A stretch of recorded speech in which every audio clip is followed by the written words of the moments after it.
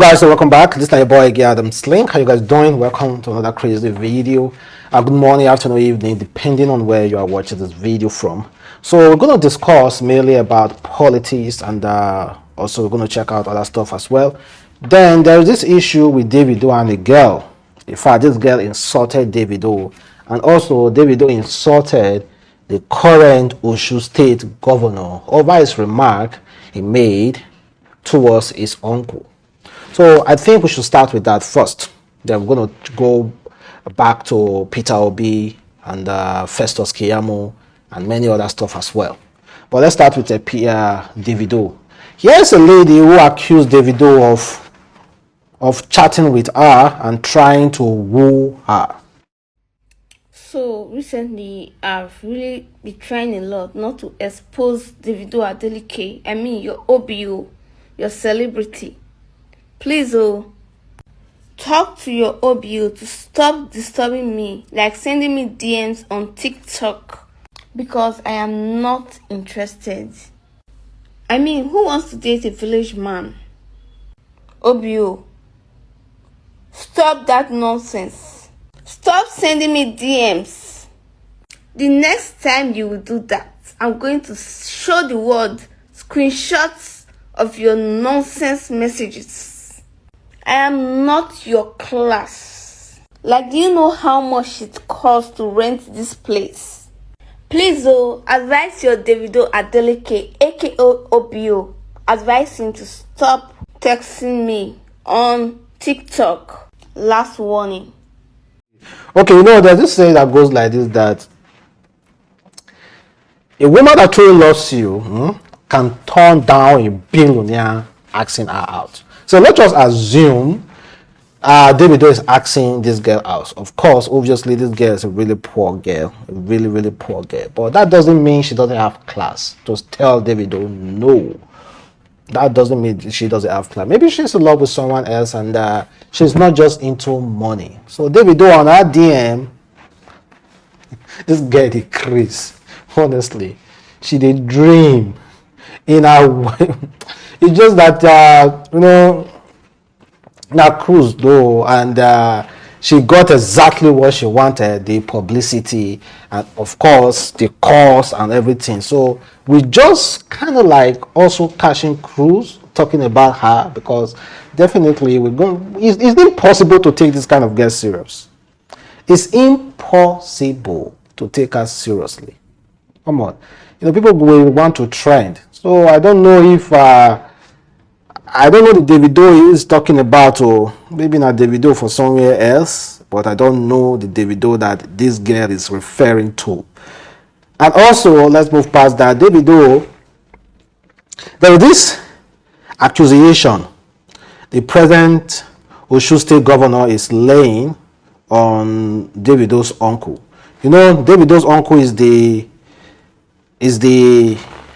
PDP candidate that recently won the recently concluded Osun State governor. Now, Oyetola said Adeleke forged certificate, that Davido uncle doesn't have a certificate. You see how Osun governor-elect Adeleke forged his certificate. That is coming from Governor Oyetola tells Tribunal. He's going to court to contest that election. According to him, he said he won the election. And also, Davido's uncle forged certificate. Chairman, the honest truth is that if you are good, if you were good to your people, you worked so hard for your people, you don't even need to be going to court. Your people will even be the one going on Twitter, begging, shouting, seeking for support, to support you to go to court. But no one is supporting you. Nobody is supporting you to go to court. No one will give a F about you. That is to say, you never did well. And Davido immediately wrote something. He said, "Your Excellency, Sir Oyetola, when will you congratulate the incoming governor of your state? In 2018, my uncle congratulated you, even though it was stolen. Do the right thing, Baba. One love." He said, leave us and Oshu people alone. Bro, you are a weirdo. And say, defeat is painful, sir. Sir, it is over, sorry. See you in 2026. Oh, Lule Part 2. So they don't making mockery of this governor and even call him a clown, a weirdo. Well, Davido, man, no, you can't tell Davido to stay away from politics because his parents, his family are politicians. So it's impossible to separate Davido from politics. They are strong PDP members. So that's it for Davido. Then let's move over to Peter Obi. Are you seeing the movement recently in Nasarawa State for Peter Obi? The campaign have not started though. The political situation now is a little bit down. The campaign has not started, and Peter Obi is, everybody keeps talking about him up to today. They said Big Brother Naija will make people not talk about Peter Obi, but I don't see that. The people are still talking about Peter Obi. And this is Nasarawa State. Now, Nasarawa State people said, okay, they said it's structureless. Let us show you structure. But for the people supporting Peter Obi, I hope this is not just a hype. Still continue, continue with it, and I hope you guys already have the PVC. So make sure you vote that day, because it's not just hyping and campaigning, But the crowd, I don't know what happened in 2023. Even Festus Keyamo said Peter Obi is way better than Atiku. That is campaigning for you to vote for him. He went for the best in Anambra State. And that is the template that the Igbo man formed today, that is, what we are seeing in Lagos State as Commissioner for Budget and Planning in Lagos State. He went to Akabweze. He went to Kwara to bring the best. He went to Osun to bring the best. He went everywhere to gather the best around him. A president does not do everything himself. He makes a final call. He only listens to the experts around him. And the job of the president is not to be the economist. It's not to be the lawyer. It's not to be the expert. No. The job of the president is to listen to the experts and to make the final call. Asiwaju Bola Tinubu has had the capacity to make the final call. The major rival we have today has not held any executive position where he makes the final call in government. So we cannot second guess.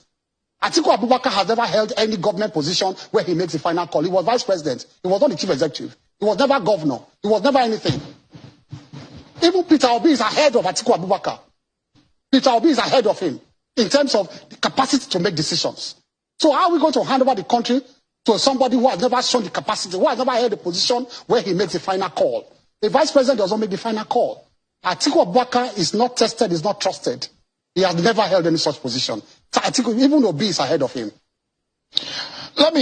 Question will be the boasts and the promises that you made about security, and you sold your candidate at a time, a general in the army that is going to solve the security problem of Nigeria. And for those who will be asking questions in Kaduna, in Gombe, in part of Abuja, some people in Kuje, Buhari, Kwali, and some other areas who are living in fear right now will ask the question, is that what you promised them when you talk about capacity? Capacity where presidential guard brigade were being attacked and the NSA said they were decimated. Is that the kind of promise that you made to Nigerians? Last week, those who were gathering around the bushes of Abuja, they were raided, flushed out, and killed. That is what we promised. Okay. And he also said, well, not just that. This one will really, really make you laugh. But for that Atiku and Peter Obi, man, Festus Keyamo rubbish Atiku. Honestly. He rubbished Atiku with that kind of talk. I don't know how Atiku will respond to this. He said Peter Obi is even ahead of Atiku. But if you check what he's saying, is absolutely correct. Ahead of Atiku when it comes to politics. But Atiku is a kingmaker. Atiku made kings. And that is just the thing. That presidency is just a thing, is the only thing that is stopping Atiku not to, is the only pride that is stopping him not to talk. No, he was a vice president. He was never a governor. He wants to become president so that sea finish will stop. And Tinubu want to become president because now in turn. And Peter Obi want to become president because he feels like this is the last chance for Nigeria to leave this kind of situation. Left for you to vote for. Festus Keyamo said Peter Obi is way ahead of Atiku. That Tinubu is the best candidate. And he also said it's only in heaven that there are no security issues. Nigeria is on earth. He said last week, those who were gathering around bushes of Abuja were raided and flushed out and killed. This is what we promised. We promised responses. We did not promise that it will not happen. We promised response and we responded last week. We flushed them out and Abuja is now safe. There will be no incident of such around the bushes of Abuja again. We promised responses and we have delivered response. People should not engage in all those things. Let me tell you about the psychology of bandits. They want to scare people. Their hostage is fear. They want to create panic. That is the oxygen of a terrorist. When you don't give them the oxygen of fear, of panic or publicity, they will filter away. And so when you hear there's one security breach around the area of Abuja and the press will blow it the next day, it is only in heaven that there will be no security breach at all. And we have not arrived in heaven. We are on earth. So there must be security breaches. So I'm telling you that we have responded well. That's going for Festus Keyamo. He's a lawyer and he knows how to talk very, very well. But speaking of Atiku, he downgraded Atiku. So, well, let's see though. Then, in Benue State, the Benue State governor recently unveiled the new state security personnel to tackle banditry and insecurity. And I was so mesmerized with the way they were showing off their training on how to stop bandits. Showing off their training on how to stop bandits with the character and all the rest. See, the thing they make me laugh. The thing just they make me laugh, honestly. I don't know what to say. So you're gonna see bandit go to play character with you, go to do chika with you. You want to carry a cutlass to a gun fight. Is that what these people are planning to do? Well, it's better than nothing though. It's a process, and I wish them all the best. And with the way states are going now, creating their own security personnel, I'm telling you, it starts like that. In the nearest future, give it maybe 8 years from now, Nigeria will approve proper policing for states. Proper policing for states. Very, very soon. Very, very soon. It will approve proper policing for states. Well, let's also, but I'll be hearing a lot of complaints coming from Benue State. They said Governor Otom has not paid salary for months. Himself said he has not paid salary. He said confirmed it. He said when he wrote to the federal government to assist him to pay salary, just as the federal government assisted other states, that the federal government ignored him. So he's waiting for federal government allocation for him to pay salary.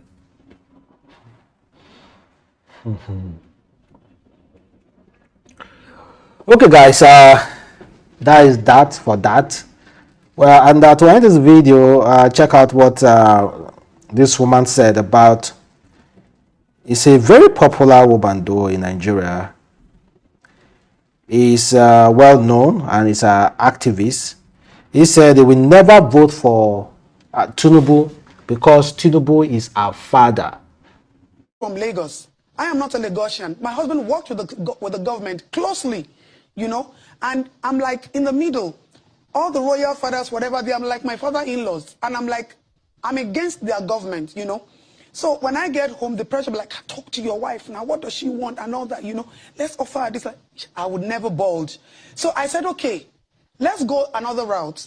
So I did a video. I said, Jagaban is a scam. According to, let it not be me alone. Let it not be my opinion alone. According to our opinion, this man is a scam. His name is a scam. His education is scam. His income is scam. Nigeria itself is a scam. I had to first break down what, because sometimes when you're looking for solution, you have to first break down the problems.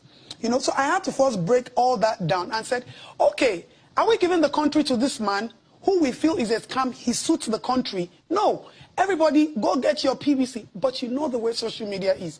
People will not even patiently look at it all. And then the next thing I saw was, they've given just Adeton 100 million. She has bought, she's endorsing. I would never endorse Tinubu. I'm saying it loud and clear. He's my father. My husband worked for him closely. He's like my father-in-law. He owns Lagos State because this Lagos State practically belongs to one person. I call him my father and he remains my father, but I would never support his political ambition. I would never do that. Why? Because I feel you lay the lives of people down for your own personal career. If you say you deserve to be the president, why didn't you come in at the right time? You use the whole nation to play a game. You used us to play chess. You waited and you try, like you're matching and patching and patching. Okay, you brought Buhari. Immediately after Buhari, I'm coming. No, it doesn't work like that. You don't know Buhari's mind. You don't know what his intentions were. And during the NSAS, when we the youth came out, when we wanted a better Nigeria, when we wanted our voice to be heard, you blanked out. You left us. Jagaban acted like he wasn't in existence. Whether they were using, he was sick and all that. And at that time, I kept on talking, and all the messages I get, Baba said he's sick, and you are insulting. You are sick does not mean you can't lend your support to the people. I'm just trying to get something clear here. Those are really strong people. I like the way she's talked, though. So, okay, guys, I think I'm going to end this video here. Catch you next time. Have a wonderful day. Peace.